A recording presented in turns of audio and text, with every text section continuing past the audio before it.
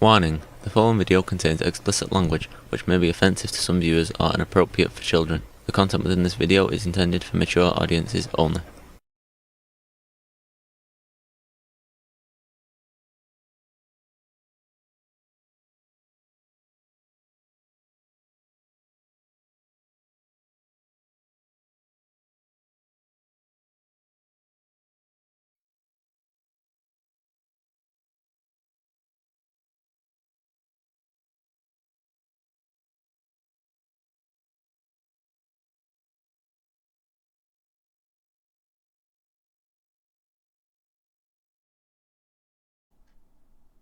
Hello and welcome to this video. This video will be Rabbits Season 2, Episode 5, Part 1, titled Like Arteries in Search of a Heart. When we left off, we were trying to figure out what happened to Carly Parker from Season 1. So, we'll jump in and start and listen to some really groovy music and get into it. We're going to need to stay sharp if we end up finding the traveler. You believe your friend was playing rabbits? She started seeing mysterious men in gray. What's going to happen then? We're going to play his game. It should be just up ahead. Once you open the door, you can take off the blindfold. What do you know about chaos theory? The streets were red, then black with blood.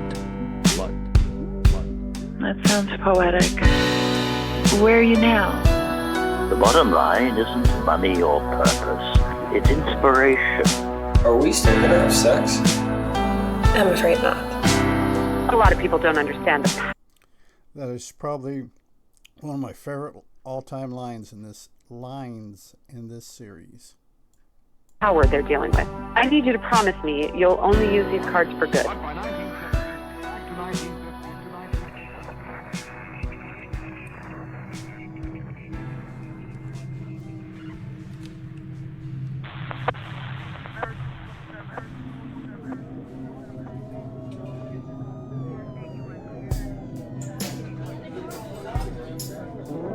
If you're a believer in Christian mythology or lore, a man called St. Paul of Thebes was born in Egypt sometime around the year 227.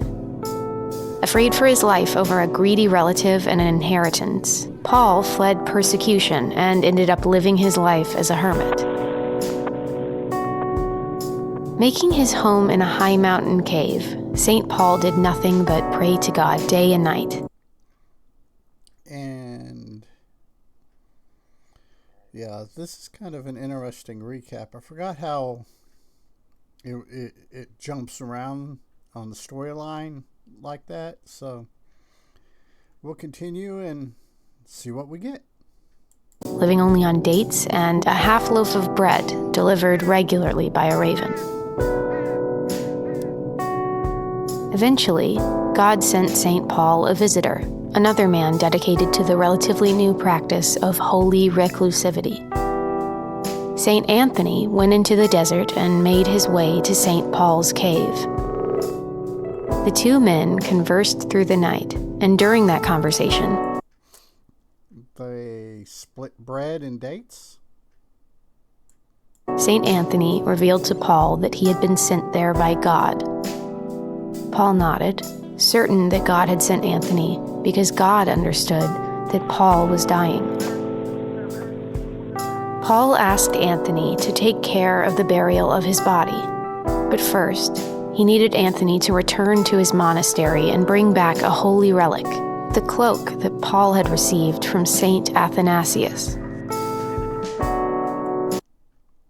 Now, can't remember if that cloak or a mention of that cloak comes into play later, but it's interesting.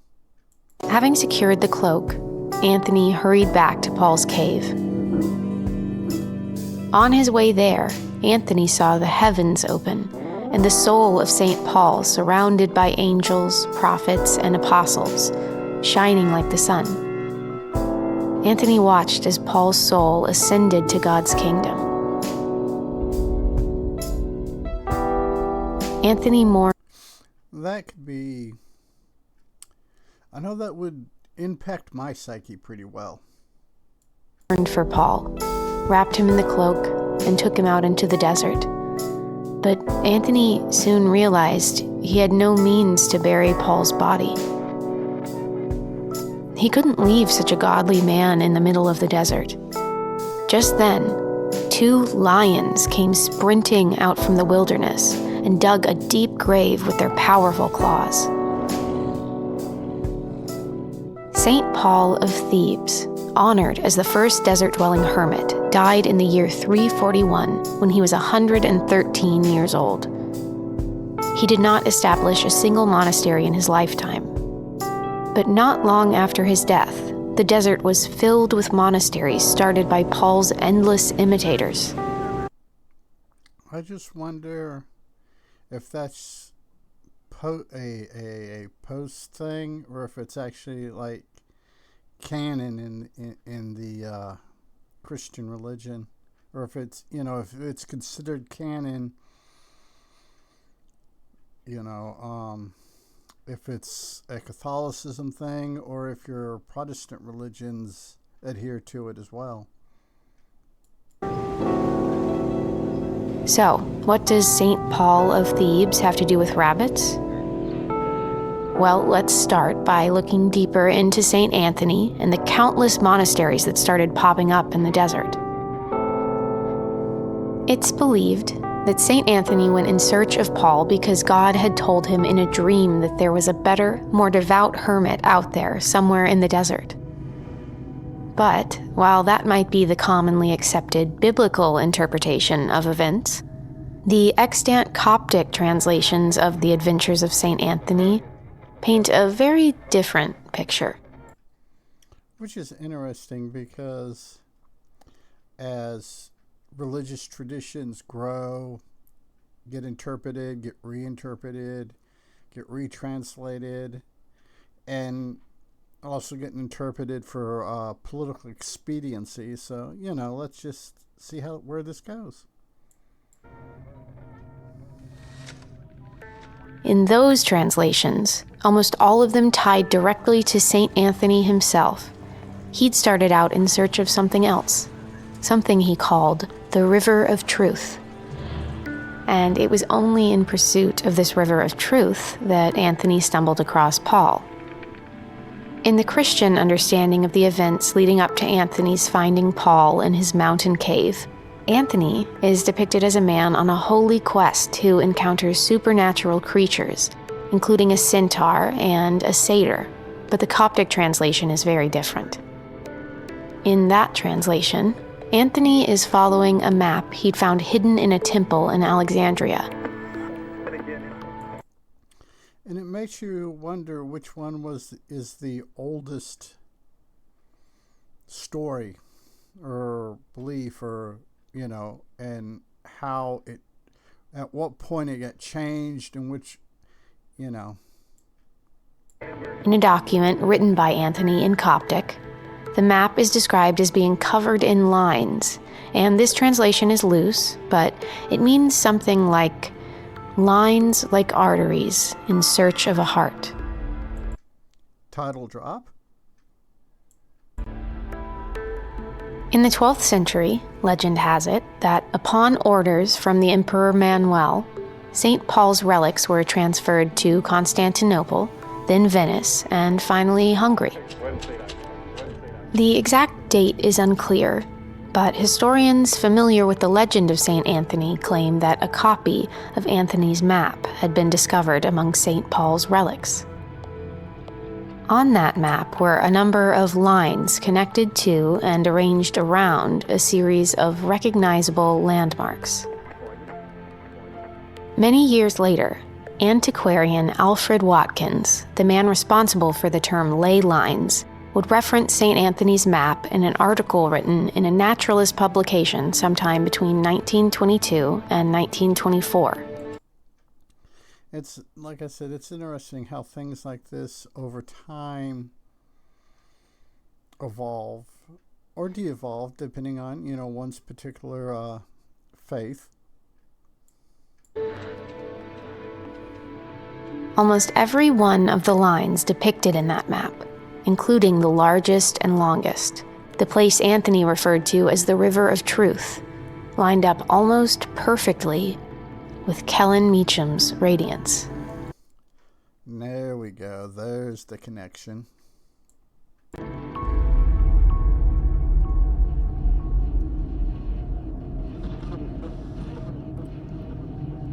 From the Public Radio Alliance and Minnow Beats Whale, you're listening to Rabbits.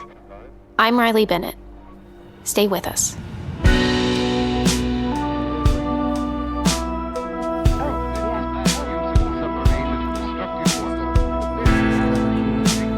Separating biology and the behavioral sciences from architecture is a fatal mistake.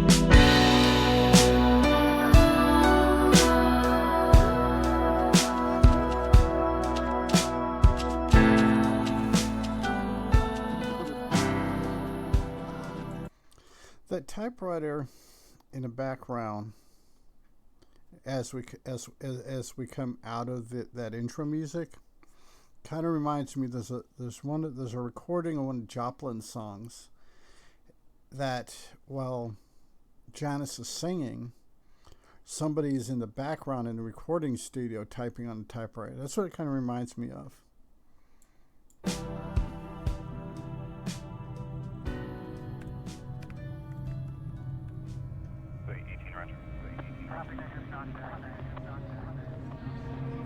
At the end of our last episode, Nick Silver informed me that Carly Parker may actually be missing and not simply taking a step back from Public Radio Alliance activities.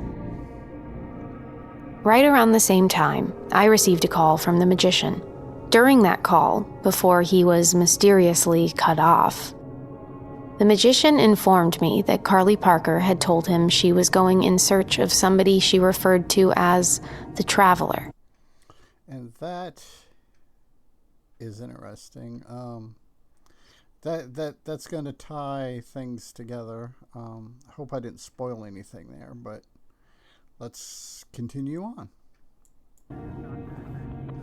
Now, is it possible that all of these mentions of somebody or something called the Traveler might simply be coincidences?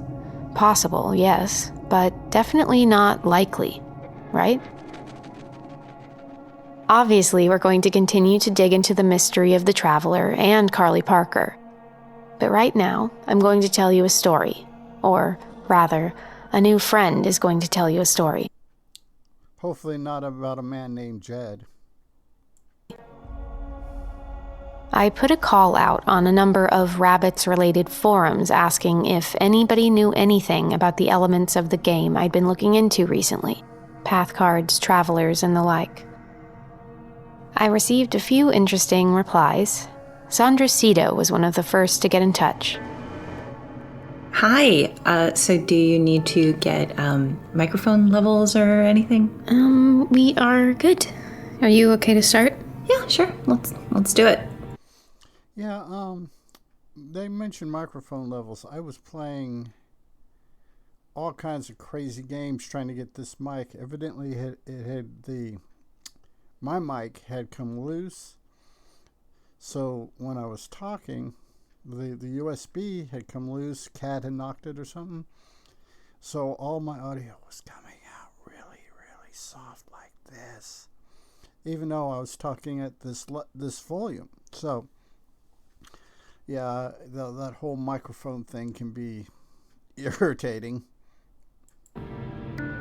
Sandra Cito is a self-described empath and modern historian. While in graduate school, she wrote compelling research papers on J.D. Salinger, Bobby Fischer, and King Arthur. All interesting. Those particular things, King Arthur, J.D. Salinger, and all that. That just, as a fan of Salinger's writings, so it's all kind of cool. But her most famous paper, or perhaps infamous is a better word, is titled Finding Satoshi Nakamoto. In that paper, Sandra claimed to have tracked down the elusive founder of Bitcoin. Yeah, Bitcoin. No, I do not do Bitcoin. 2 days after she'd published that research paper, Sandra pulled every digital copy from publication, dropped out of school, and stopped talking about Satoshi Nakamoto. That gets weird really quick. So, as we discussed on the phone, I'm not going to ask you anything about Satoshi Nakamoto or Bitcoin. Great, because if you do, I'm afraid I'm going to have to stop the interview. I understand. I will say off the top that my reticence to speak about Satoshi Nakamoto isn't by choice. I was asked by him to refrain from communication, and when one of my subjects asks me to respect their privacy, I do so with vigor. And that's an admirable trait. Admirable. I'll learn how to talk one of these days. I'm sure they appreciate that. They do. So, I have to admit, I'm extremely curious about what we're going to be talking about today. I'll bet. I have a tendency to... Yeah, anticipation's a fun thing. Well, let's just say that I enjoy the dramatic. Don't we all? I don't, for one. Not a real big fan of the dramatic. So, on the phone earlier, you told me you had a story you wanted to tell me. I do. Okay. Well then, whenever you're ready. And that's going to have to wait to the next episode, to the part 2. Just on a side note, I am going to probably start doing black tapes periodically as I get time. I mean, you can look at my upload history and tell that here lately, last couple months, it's kind of been sporadic. A lot of that has to do with me, just simply because I've got a lot of stuff that I want to do, places I want to go, so I haven't been online very much. I haven't been doing this, so you may be getting just like 4 or 5 videos in a week, then maybe a week or 2 of nothing, and or sporadic 1, 2 a week. There's no telling. Between this and the Gen X, it's going to be a little bit crazy until I get the stuff run out of my system about going places and taking pictures. Been taking a lot of pictures, so that's that. That's what's going on. Until next time, be a good human. Be good to other humans. Peace. Hey, it's 10 p.m. Do you know where your children are?